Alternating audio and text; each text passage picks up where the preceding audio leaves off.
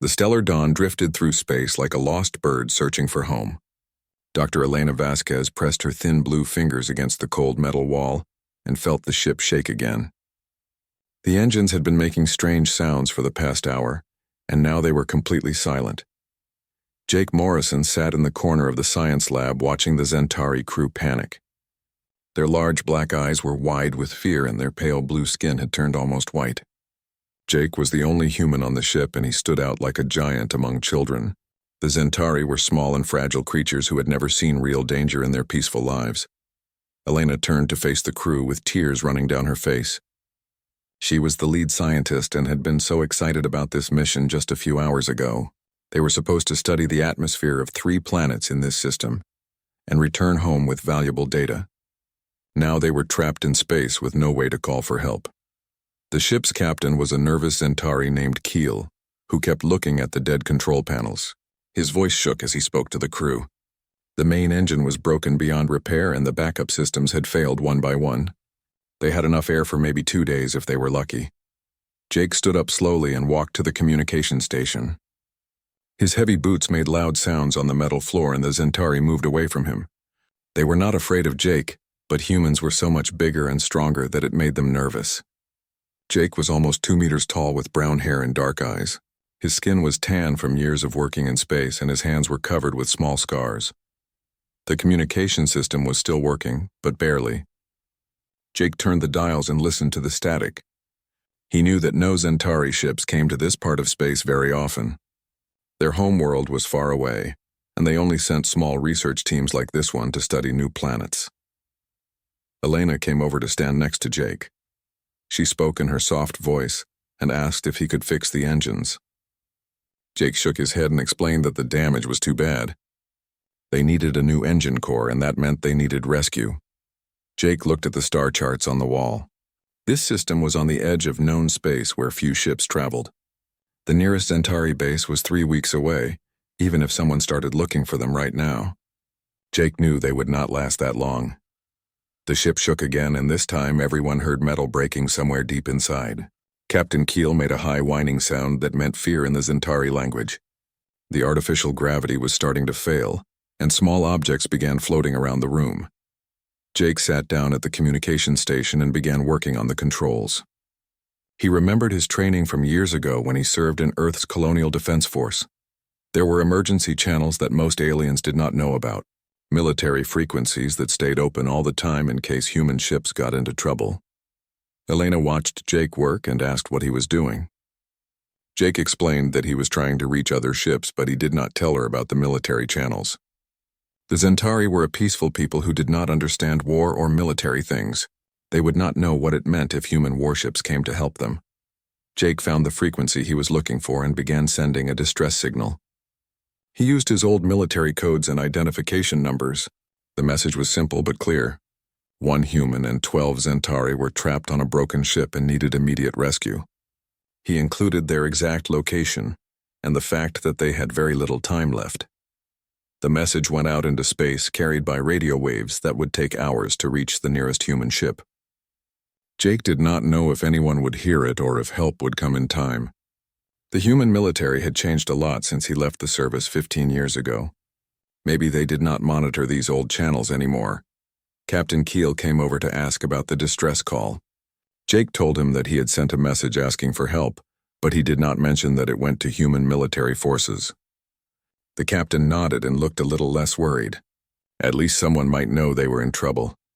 The ship's lights began to flicker as the power systems started failing. Elena gathered her research team together, and they began checking their equipment.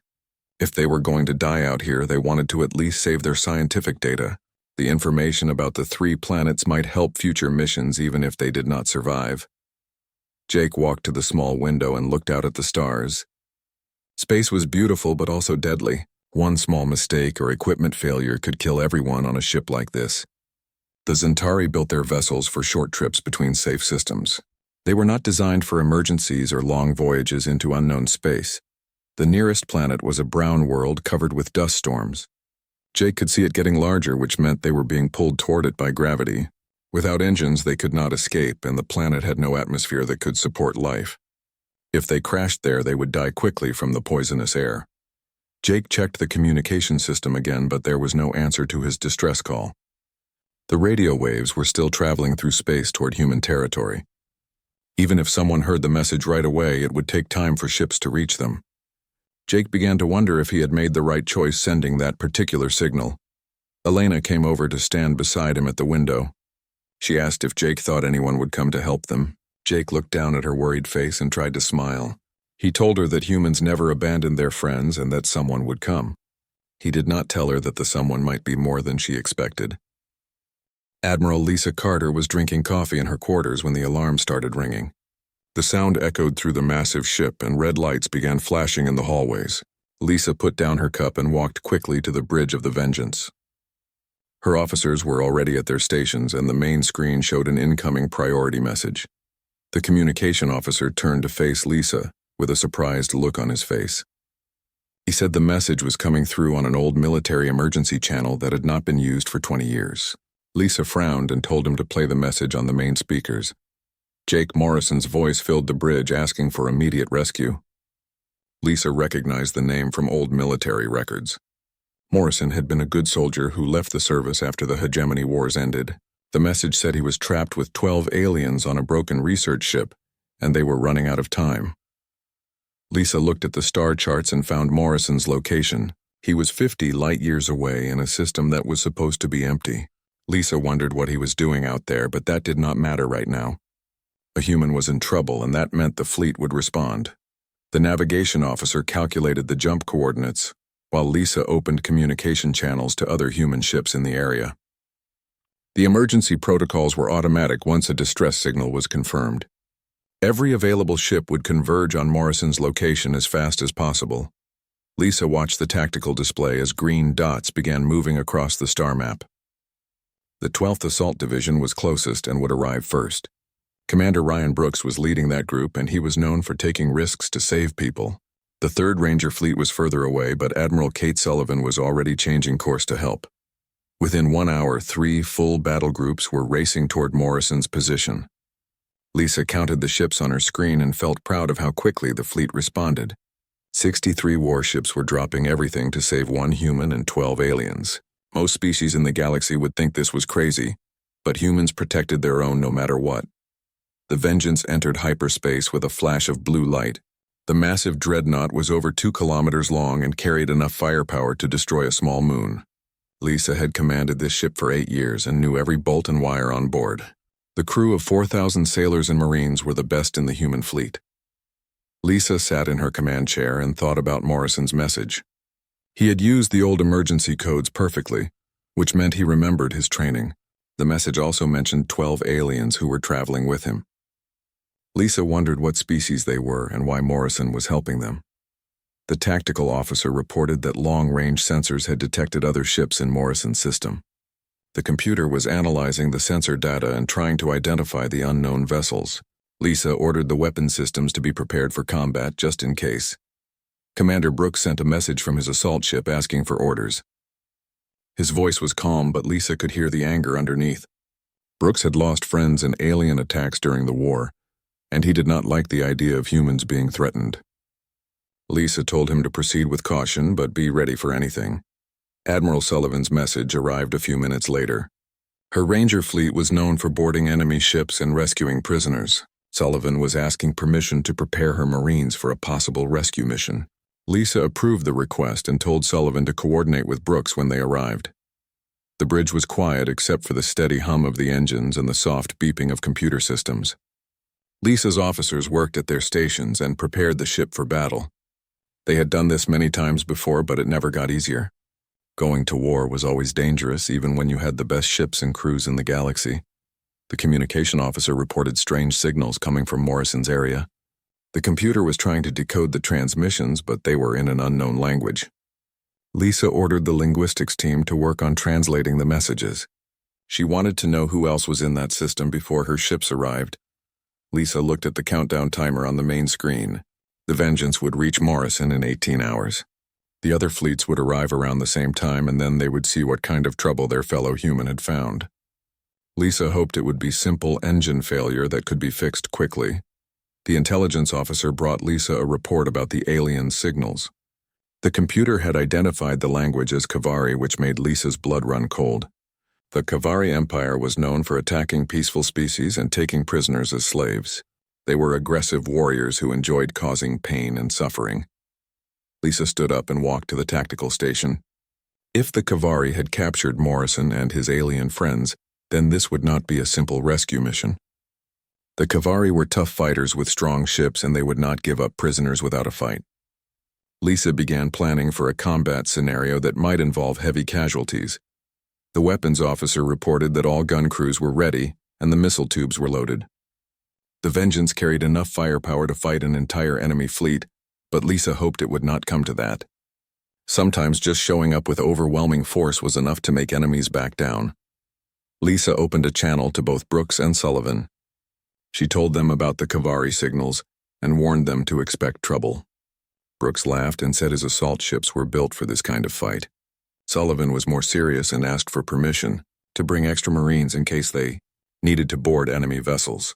The three human fleets continued racing toward Morrison's location while their commanders planned for different scenarios. Lisa knew that other human ships were also changing course to help, even though they were too far away to arrive in time. When one human called for help, the entire species responded. Lisa returned to her quarters to get some rest before the battle. She looked at Morrison's file on her computer and read about his service record. He had been a good soldier who always protected his fellow humans. Now he was protecting aliens, which showed that his values had not changed. The Vengeance and her escorts flew through hyperspace like angels of death coming to rescue the innocent. Behind them came two more battle fleets with enough weapons to level planets. The sleeping giant of humanity was awakening, and someone was about to learn why humans were called Deathworlders. Warlord Technol stood on the bridge of his conquest vessel and watched the small research ship being pulled into his cargo bay. The Bone Crusher was a massive warship designed for capturing other vessels and taking prisoners. Technol had been hunting in this system for weeks looking for ships to raid. The Kavari were a warrior species that lived by conquering weaker races. Technol was over 3 meters tall with gray skin and sharp teeth. His yellow eyes gleamed with pleasure as he watched his prize being secured. 12 peaceful aliens would bring a good price in the slave markets, and their ship contained valuable scientific equipment.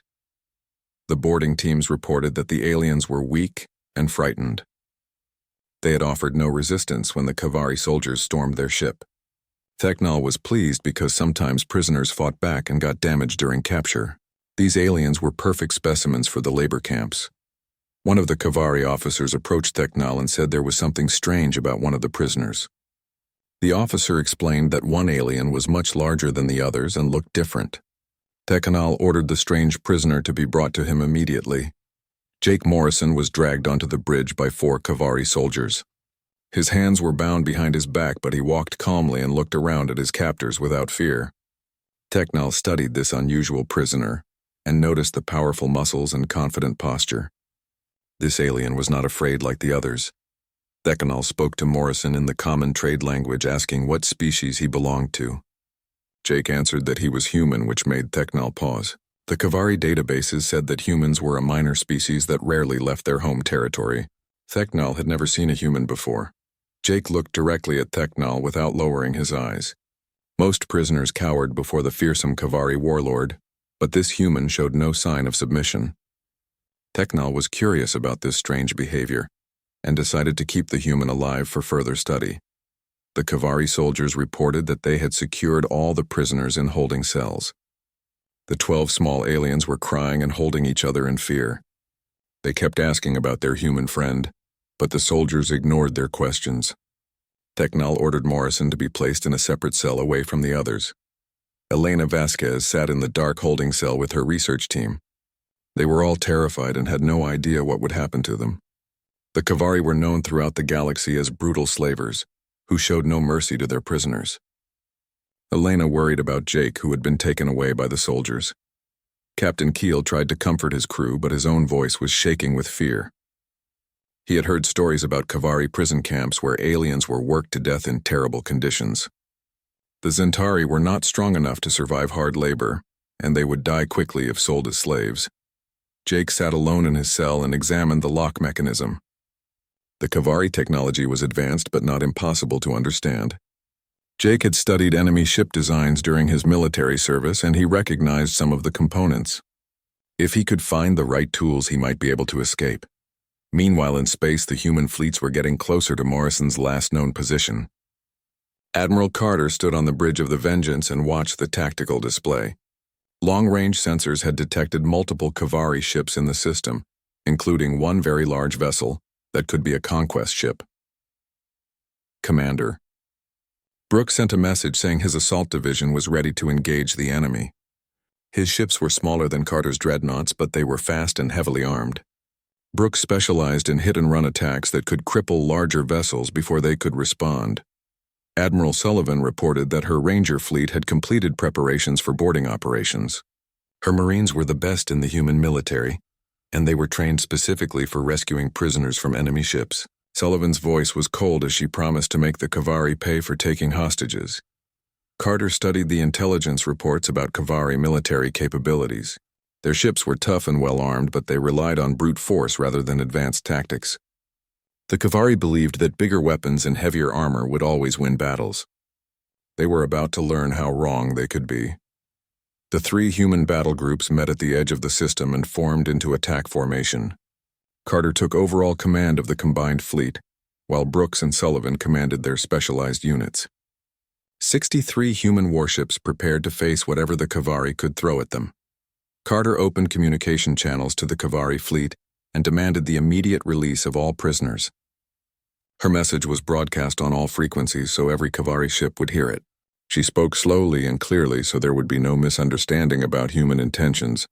Theknal received the human transmission while he was interrogating Jake Morrison. The Kavari warlord laughed when he heard the demand for prisoner release. He looked at Jake and asked if these humans were coming to rescue him. Jake nodded and said they were just the beginning. Theknal was amused by what he saw as human arrogance. His conquest fleet included 20 warships and over 50,000 warriors. The humans had more ships, but Theknal believed Kavari fighting spirit would overcome any numerical disadvantage. He had never lost a battle in 30 years of raiding. The Kavari warlord composed a reply to the human admiral. He demanded tribute in exchange for the prisoners and threatened to execute them if his terms were not met. Theknal was confident that the humans would pay, rather than watch their fellow alien die. Most species valued individual lives over military victory. Carter received Theknal's message and felt her anger growing. The Kavari warlord was treating human lives like bargaining chips, which was a mistake that would cost him everything. Carter gave orders for all ships to prepare for immediate attack, while she composed her response. Jake sat in his cell and listened to the ship's communications. He could hear Kavari officers reporting the arrival of human ships and discussing battle plans. Jake smiled because he knew what was coming next. The Kavari had no idea what they had started by capturing a human citizen. Carter's reply to Theknal was short and direct.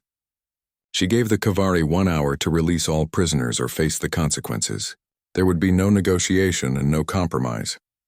The human fleet would demonstrate their capabilities, and then the Kavari could decide if they wanted to continue fighting. Theknal read the human message and roared with laughter. He ordered his fleet to battle stations and prepared to show these arrogant humans how the Kavari Empire dealt with threats. The warlord was confident that his warriors would crush the human fleet and take even more prisoners. Admiral Carter stood on the bridge of the Vengeance and watched the countdown timer reach 0. The Kavari had refused to release their prisoners, which meant the human fleet would have to take them by force. Carter had hoped for a peaceful solution, but she was prepared for war. The demonstration began with a single target. Commander Brooks identified an empty Kavari mining station on the edge of the system and locked his weapons onto it. The station was automated and contained no living beings, but it would show the Kavari what human weapons could do. Brooks gave the firing order, and 6 assault ships opened fire at the same time. Plasma cannons sent beams of superheated energy across space, while missile tubes launched guided warheads. The mining station disappeared in a brilliant flash of light that could be seen from thousands of kilometers away. Theknal watched the destruction from his command bridge and felt his confidence begin to waver. The human weapons had vaporized a heavily armored station in seconds. The Kavari warlord had never seen such precise and overwhelming firepower from such a small number of ships. Carter opened communication channels again and spoke directly to Thecnol. She explained that the mining station had been destroyed to demonstrate human capabilities. If the Kavari did not release their prisoners immediately, then every ship in their fleet would suffer the same fate. Thecnol's pride would not let him surrender to an inferior species. He ordered his communications officer to send a message threatening to execute the prisoners one by one until the humans retreated. The Kavari warlord believed that fear would force the humans to negotiate. Jake Morrison heard the execution order being broadcast throughout the Kavari ship. The guards outside his cell were laughing and making jokes about killing the weak aliens. Jake knew he had to act quickly before the Kavari could carry out their threat. Jake had been working on the lock mechanism for hours, using a small piece of metal he had torn from his uniform. The Kavari technology was complex, but Jake's military training included breaking out of enemy prisons. The lock finally clicked open and Jake stepped into the corridor. The Kavari ship was massive with hundreds of corridors and thousands of rooms. Jake moved carefully through the passages, avoiding guard patrols and security cameras. He needed to find the holding cells where Elena and her crew were being kept. Carter received Thecnol's execution threat and felt her patience finally run out. She had given the Kavari every chance to surrender peacefully, but they had chosen war instead. Carter gave orders for all ships to attack and destroy the entire Kavari fleet. The battle began when 63 human warships opened fire at the same time. The space around the Kavari fleet lit up with energy beams and missile trails. Plasma cannons tore through enemy shields while guided warheads found gaps in armor plating. Thecnol watched in horror as his ships were destroyed one after another. The human weapons were far more advanced than Kavari intelligence had reported. Enemy fire was precise and devastating, while his own weapons seemed to have no effect on human shields. Jake found the holding cells deep inside the Kavari ship. Elena and her research team were huddled together in a small room, guarded by 2 Kavari soldiers. Jake waited until the guards were distracted by the battle sounds, then attacked them from behind. The Kavari soldiers were larger and stronger than Jake, but they were not expecting an attack from an escaped prisoner. Jake used his combat training to disable both guards quickly and quietly. He took their weapons and unlocked the cell door. Elena was shocked to see Jake standing in the doorway covered in blood and holding Kavari weapons. She had never seen the gentle human look so dangerous and deadly. Jake told the Zentari to stay close to him and follow his instructions exactly. The group moved through the ship corridors while the battle raged outside. Jake led them toward the escape pods using his knowledge of Kavari ship designs. They had to hide several times when guard patrols ran past heading for battle stations. Admiral Sullivan's Ranger fleet had been waiting for the right moment to begin boarding operations. When the Kavari ships were distracted by the main battle, Sullivan ordered her Marines to launch their assault pods. Hundreds of armored soldiers flew across space toward enemy vessels. The boarding pods cut through Kavari hull plating like hot knives through butter. Human Marines poured into enemy ships and began fighting their way toward prisoner holding areas. The Marines wore powered armor and carried weapons that could punch through Kavari battlesuits. Jake and his group reached the escape pod bay just as human Marines were cutting through the outer hull. The sound of plasma cutters and explosions echoed through the ship as the boarding operation began. Jake recognized the tactical patterns and knew rescue was close. Thecnol tried to organize a defense against the boarding parties, but his ship was falling apart around him. Human weapons had disabled his engines and life support systems. The Kavari warlord realized that his conquest vessel was about to become his tomb. The first human Marines broke into the corridor where Jake was leading the Zentari prisoners. The soldiers were surprised to see a human civilian protecting a group of aliens, but they quickly recognized Morrison from the mission briefings. The Marines formed a protective circle around the group. Jake explained that all prisoners were accounted for and ready for evacuation. The Marine sergeant nodded and called for immediate extraction. More Marines arrived to escort the group to safety, while combat teams continued clearing the ship of remaining Kavari. Carter watched the tactical display as Kavari ships were destroyed or disabled one by one. The enemy fleet had fought bravely, but they were completely outmatched by human technology and tactics. Only a few Kavari vessels managed to escape the system. The rescue operation was completed within 2 hours of the first shots being fired. Jake and the 12 Zentari were safely aboard Admiral Sullivan's flagship, while medical teams checked them for injuries. The Kavari threat had been eliminated with minimal human casualties. Elena sat in the medical bay and watched Jake being treated for cuts and bruises. She finally understood why the human had been so calm during their capture. Jake had known that his people would come for him no matter what the cost. Theknal died when his ship exploded after the main reactor was hit by human plasma fire. The Kavari warlord's last sight was the burning wreckage of his once mighty fleet. He had learned too late that humans were not the weak species his intelligence reports had described. The surviving Kavari ships limped away from the battle carrying news that would shake the entire galaxy. Only 6 vessels escaped the human attack, and their crews were traumatized by what they had witnessed. The story they told seemed impossible, but the burning wreckage behind them proved every word was true.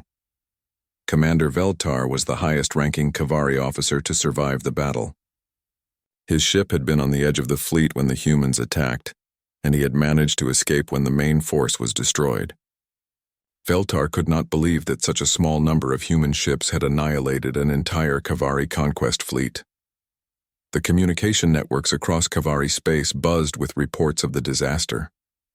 Military commanders demanded details about human weapons and tactics, while political leaders tried to understand what had gone wrong. The Kavari Empire had never suffered such a complete defeat in over 300 years of expansion. Admiral Carter stood in the medical Bay of the Vengeance and watched the Zentari. Prisoners received treatment. Dr. Elena Vasquez and her research team were physically unharmed, but emotionally shaken by their experience. The small blue aliens kept looking at the human medical staff with wonder and gratitude. Jake Morrison sat on a medical bed while a Navy doctor cleaned his wounds. He had fought his way through a Kavari warship armed with nothing but improvised weapons and determination. The doctor asked how Jake had managed to defeat trained Kavari soldiers, and Jake simply said he had been motivated. Elena approached Jake's bed and spoke in her soft voice. She thanked him for protecting her and her crew during the capture and rescue. Elena said she had never seen such courage and loyalty from any being. Jake told her that humans always protected their friends no matter what species they belonged to. Captain Keel and the other Zentari crew members gathered around Jake's bed. They had questions about the human rescue fleet and why so many ships had come to save them. Jake explained that one human in trouble meant every human would respond to help. The news of the Kavari defeat spread beyond their empire to other alien civilizations. Trade networks carried the story across hundreds of star systems, where different species discussed what it meant. The galaxy had always seen humans as a minor species that kept to themselves, but now that perception was changing rapidly. The Thraxian Republic received reports about the battle from their spy networks. The Thraxians were a militaristic species that had been planning to test human defenses in border systems. After hearing about the Kavari defeat, the Thraxian War Council decided to postpone any aggressive actions against humanity. The peaceful Aldorian Federation sent diplomatic messages to human space, asking for protection treaties. The Aldorians had been paying tribute to the Kavari Empire for decades to avoid being conquered. Now they saw an opportunity to ally with a species that could actually defeat the Kavari military. Admiral Sullivan's Marines had captured several Kavari prisoners during the boarding operations. The prisoners were interrogated to learn about other planned attacks on peaceful species. The information revealed that the Kavari had been planning major expansion campaigns that would enslave millions of innocent beings. Carter sent detailed reports about the battle to human military command. The Admiralty was pleased with the successful rescue operation, but concerned about the wider implications. Other alien species would now know that humans possessed advanced military technology and overwhelming firepower. The Zentari government sent official messages of gratitude to the human leadership. They offered trade agreements and scientific cooperation as payment for the rescue of their citizens. The Zentari were amazed that humans had risked so much to save aliens they barely knew. Jake returned to his quarters aboard the repaired Stellar Dawn after spending 2 days in the human medical bay. Elena and her crew had decided to continue their research mission now that they were safe. Jake resumed his duties as liaison officer and tried to return to normal life. The human fleet remained in the system for several more days to make sure no other Kavari ships were hiding in the area. Carter used the time to conduct training, exercises, and demonstrate human military capabilities. To any aliens who might be watching through long-range sensors. News. Reports about the battle reached Earth and other human colonies within a few weeks. The human population was proud of their military, but also concerned about becoming involved in galactic politics. Many humans preferred to focus on peaceful exploration rather than military conflicts. The Kavari Empire began withdrawing from border systems and canceling planned expansion campaigns. The military leadership realized they could not compete with human technology and tactics. Several Kavari worlds declared independence when they learned their military could not protect them anymore. Elena published her research about the 3 planets they had been studying before the attack. The scientific data was valuable, but she also included a personal account of the rescue operation.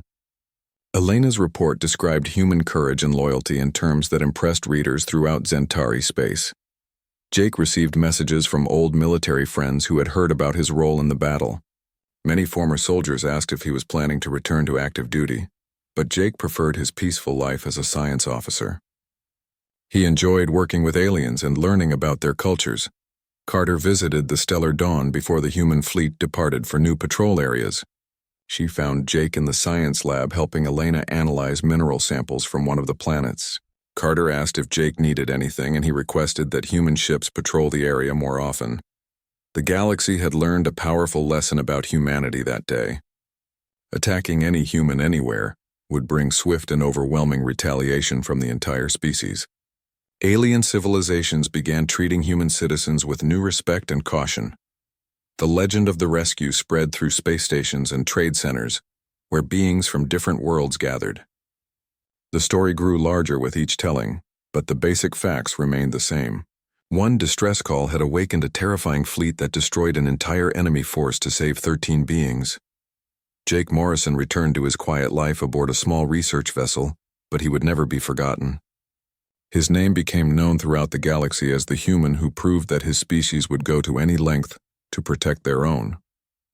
The sleeping giant of Earth was watching, and the galaxy would never be the same.